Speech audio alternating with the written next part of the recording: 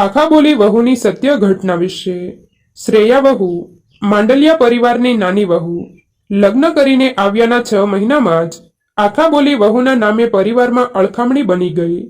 જોકે એની સ્પષ્ટ વાતો એના સાસુમાં અંજનાબેન અને સસરા સુબોધભાઈને એટલા માટે પણ ખટકતી હતી કે એમની મોટી વહુ માધવી ક્યારે પણ એમને એમની કોઈ પણ વાતનો સામો જવાબ આપતી ન હતી કે આપી શકતી ન હતી.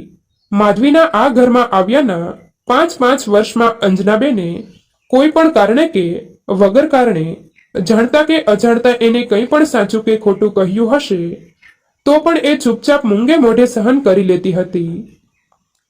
માધવી ભાભીની આ સાલસતા થકી શ્રેયાને એમના પ્રત્યે ખૂબ માનતો હતું જ, પણ સાસુમાના વજૂદ વગરના માનસિક અત્યાચારનો વિરોધ કરવા એમને વારંવાર પ્રેરતી હતી. તો પણ માધવીએ ક્યારેય પણ એ હિંમત કેળવી જ નહીં. તેનાથી વિપરીત શ્રેયાને ક્યારેય પણ સાસુમાની કોઈ ટકોર વિના કારણે કે લાગતી તો એ વિના સંકોચે એમને જવાબ આપી દેતી હતી. આ બાબત ઘણીવાર એમના વચ્ચે નાના મોટા ઘર્ષણનું કારણ બની જતું હતું.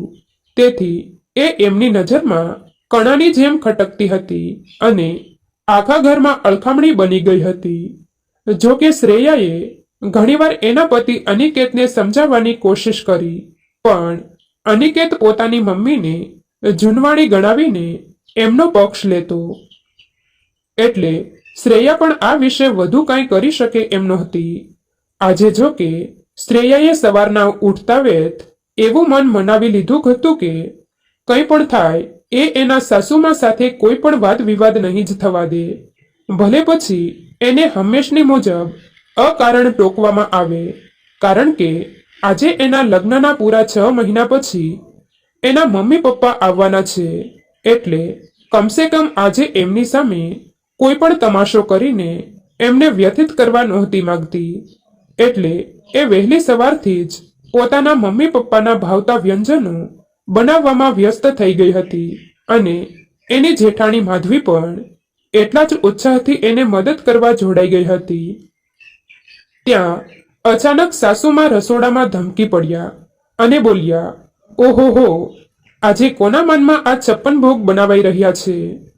સાસુમાનો આ ટોણો શ્રેયાને સોસરવો ઉતરી ગયો.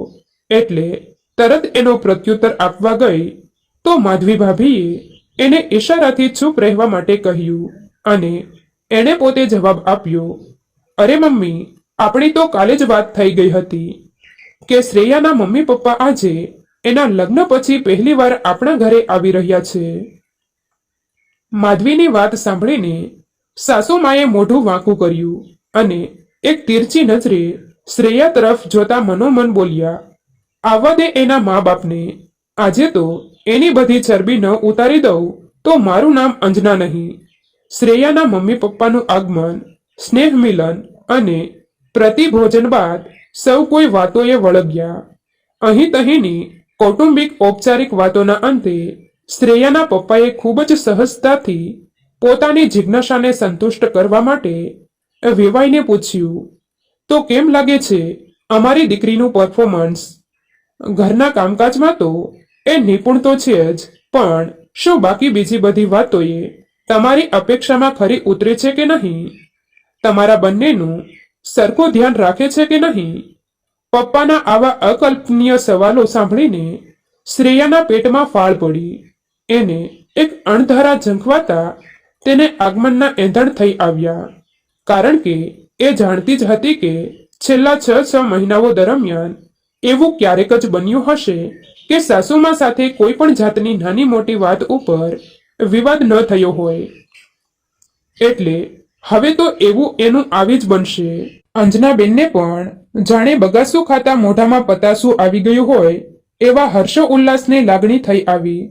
તેમ છતાંય પોતાના મનોભાવ પર કાબુ રાખીને ચહેરા પર કરડાઈ લાવીને તે બોલી ઉઠ્યા, માફ કરજો આશીષભાઈ, અમારી સેવા કરવાનું તો દૂર રહ્યું, પણ અમારી વાતનો સામો જવાબ આપવાની એક પણ તક ચૂકતી નથી આ તમારી દીકરી.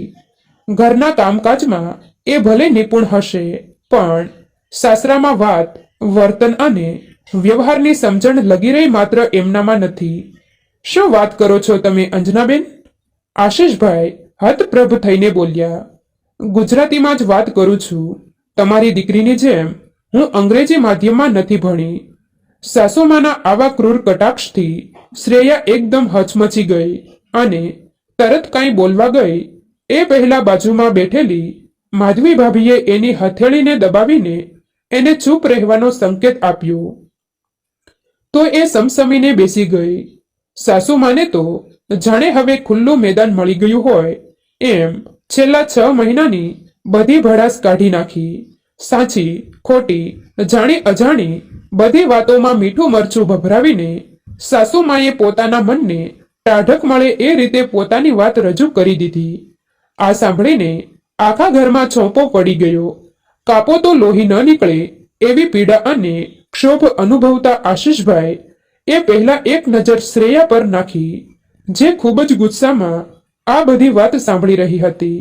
પણ તરત અંજનાબેને તેને સંબોધીને બોલ્યા, માફ કરજો વેવાણ, અમે શ્રેયાના આવા વર્તનથી તદ્દન અજાણ હતા. આશીષભાઈ વધુ આગળ બોલે એ પહેલા જ શ્રેયા બોલી ઉઠી, પણ પપ્પા, પણ આશીષભાઈએ ગુસ્સામાં એની વાત કાપી નાખી. ના બેટા, હવે એક પણ શબ્દ તું નહીં બોલે. શું અમે તારા વિશે આ બધી વાતો સાંભળવા આજે અહીં આવવાના હતા?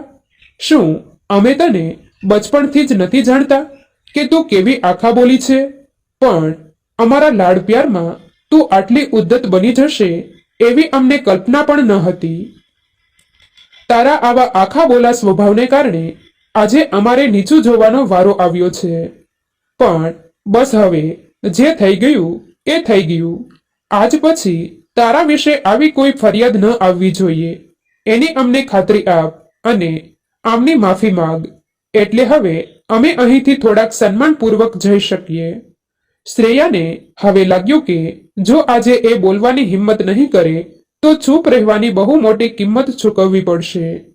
એ તરત જ માધવી ભાભીએ દબાવેલી તેની દબાવી રાખેલી હથેળીને એક ઝાટકે છોડાવીને ઊભી થઈ ગઈ અને મક્કમ સ્વરે બોલી ઉઠી, પપ્પા, મને માફ કરજો, પણ હું માફી નહીં માંગુ, કારણ કે તમે ફક્ત એક તરફી વાત સાંભળીને કેમ માની લીધું કે બધો વાંક મારો જ છે?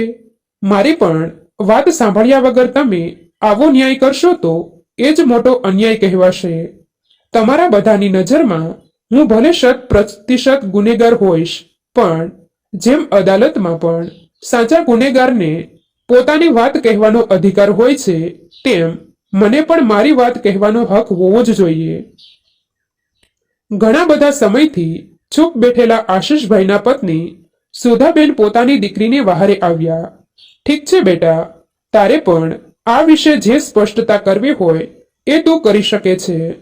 પોતાની મમ્મીના આ લાગણીસભર શબ્દો સાંભળીને શ્રેયાએ સંપૂર્ણ આત્મવિશ્વાસથી સાસુમા અને સસરાના એક આક્ષેપોને ખૂબ જ વ્યવસ્થિત રીતે ચણાટ કરીને જે જવાબો આપ્યા એ સાંભળીને બધા સતબદ્ધ થઈ ગયા. શ્રેયાએ જ્યારે બોલવાનું શરૂ કર્યું અને એની વાત સ્પષ્ટપણે પૂરી કરી એ દરમિયાન સૌ કોઈએ, ખાસ કરીને આશીષભાઈએ જોયું કે એના સાસુ સસરા હજુ થોડીવાર પહેલા જે રીતે શ્રેયા ઉપર આક્ષેપો કરી રહ્યા હતા અને એ બધા આક્ષેપોનું શ્રેયાએ જે રીતે એ ખંડન કરી રહી હતી એ સાંભળતા તેઓ ખૂબ જ શરમજનક લાગણી અનુભવી રહ્યા હતા અને મુખ પ્રક્ષેપ બનીને શ્રેયાની વાત કાપવાની હિંમત પણ નહોતા કરી રહ્યા અને એકબીજાની સામે ગંભીર મુદ્રાએ ફક્ત જોયા જ કર્યું હતું. જેથી તેમને હવે ચોક્કસ ખાતરી થઈ ગઈ હતી કે એ લોકોએ જાણી બૂજીને શ્રેયાને માનસિક ત્રાસ આપવા બધી વાતો પર ઉપજાવી કાઢેલી હતી. એટલે હવે પોતાના અવાજમાં ગર્વની લાગણી સાથે શ્રેયાને સંબોધીને બોલ્યા, બેટા, તારી બધી સ્પષ્ટતા સાંભળીને જે રીતે આ લોકો ચૂપ થઈ ગયા છે એ જ બતાવે છે કે તે કંઈ પણ ખોટું કર્યું નથી, પણ ખોટું તો તારી સાથે જ થયું છે. એટલે હવે એનો ન્યાય કરવાનો હક પણ તને જ મળે છે. તું જે નક્કી કરીશ એમાં અમે તારી સાથે જ છીએ.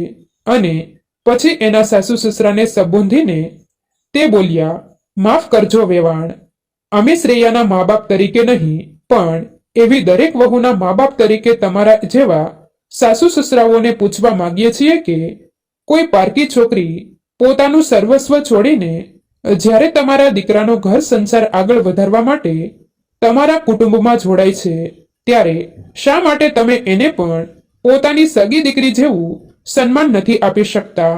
અને જો પૂરેપૂરું સન્માન ન આપી શકતા હોય તો શા માટે આવી રીતે એના ઉપર માનસિક ત્રાસ ગુજારો છો? પણ અંજનાબેનની અકડ હજુ એમની એમ જ હતી. અમારે આ બાબત વધુ દલીલો નથી કરવી. તમને અને તમારી દીકરીને જે યોગ્ય લાગે એ કરવાની તમને છૂટ છે. આ સાંભળીને આશીષભાઈ થોડા વધુ ઉગ્ર બન્યા અને શ્રેયાને સંબોધીને બોલ્યા, જો બેટા, અમને એમ લાગે છે કે તારી વાતોની આ લોકો પર હજી કોઈ અસર પડી નથી અને કદાચ તેઓ એમનું તારા તરફનું વર્તન બદલશે જ નહીં. અને જો આમ જ ચાલવાનું હોય તો બેટા, હવે તારે નિર્ણય લેવાનો છે કે તારે આ લોકોની માનસિક યાતના સહન કરવી છે કે એમાંથી મુક્ત થવું છે. મુક્ત થઈને મારે ક્યાં જવું પપ્પા? શ્રેયાએ પોતાની લાચારી રજૂ કરી, પણ એની મમ્મીએ દ્રઢતાપૂર્વક એનો હાથ પકડીને એને જવાબ આપ્યો, અરે બેટા, ક્યાં એટલે? અમે તારા માવતર આજે પણ એટલા જ મજબૂત છીએ. જો તારે પાછા આવવું હોય તો અમે તને સહૃદયે સ્વીકારવા તૈયાર જ છીએ. પણ મમ્મી, હું પાછી આવી જાઉં તો સમાજમાં તમારી આબરૂ જાય એનું શું? બેટા, એવી ખોખલી આબરૂના ભોગે અમે તારો ભોગ ન લેવા દઈએ.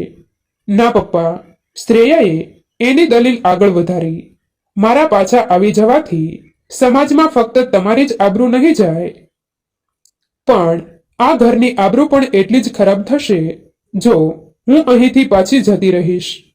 આ સાંભળીને શ્રેયાના સાસુ સસરા એકદમ અચંબિત થઈને એકબીજાની સામે જોવા લાગ્યા.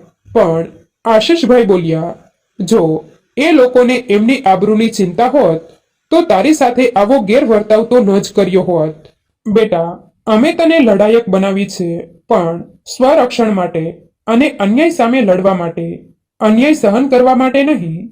તેમ છતાં આ તારી પોતાની લડાઈ છે, એટલે તું જ નક્કી કર કે હવે તારે શું કરવું છે. જો પાછા આવવું હોય તો અમે અત્યારે જ તને પાછી લઈ જવા માટે તૈયાર જ છીએ, કારણ કે હવે આ ઘરમાં તને એક પળ માટે માનસિક ત્રાસ આપવામાં આવશે તો એ હવે અમે નહીં જ સહન કરી શકીએ. પપ્પા, શ્રેયા બોલી, સંતાનોને કેટલીય ભૂલો મા બાપ જતી કરતા હોય છે, તો ક્યારેક સંતાનો પણ પોતાના મા બાપની ભૂલો કેમ જતી ન કરી શકે? મારા સાસુ સસરાએ મારા પ્રત્યે જે વલણ અપનાવ્યું છે એ એમની ભૂલ સમજીને એમને વધુ એક તક આપવા માંગુ છું. મને પાછી અપનાવી લેવા માટે આપ તૈયાર જ છો એ તમારા પીઠબળ સાથે હું અહીં જ રહીશ અને વધુને વધુ કોશિશ એવી કરીશ કે મારા આ મમ્મી પપ્પાનો મારા માટેનો અભિગમ બદલાય. એક ખૂબ જ આત્મસંતોષ અને સન્માનની લાગણી લઈને શ્રેયાના મમ્મી પપ્પા ત્યાંથી જતા રહ્યા. આ વાતને 3 મહિના વીતી ચૂક્યા હતા અને ખૂબ જ આશ્ચર્ય રીતે શ્રેયાના ઘરમાં આ 3 મહિના દરમિયાન એની સાસુ સાથે ક્યારેય પણ કોઈ પણ વાતનો વિવાદ નહોતો થયો. એટલું જ નહીં, પણ માધવી ભાભી સાથે પણ ખૂબ જ સન્માનપૂર્વક વ્યવહાર કરવામાં આવતો હતો. એ જોઈને માધવી સ્વગત બોલી ઉઠી, આ પરિવર્તનનો બધો શ્રેય શ્રેયાને આખા બોલી વહુને જ અત્યારે જાય છે. મિત્રો, તમને જો આ વિડીયો પસંદ આવ્યો હોય તો વિડીયોને લાઈક અને તમારા અન્ય સગા સંબંધી મિત્રો સાથે વિડીયોને શેર કરવાનું ભૂલતા નહીં. અને આવા જ નવા જીવન ઉપયોગી, જીવનમાં કંઈક નવું કરવાની પ્રેરણા મળે તેવા વિડીયો જોવા માટે અમારી ચેનલ સાથે બન્યા રહો. થેન્ક યુ મિત્રો. મળીએ છીએ એક નવા વિડીયો સાથે. આભાર.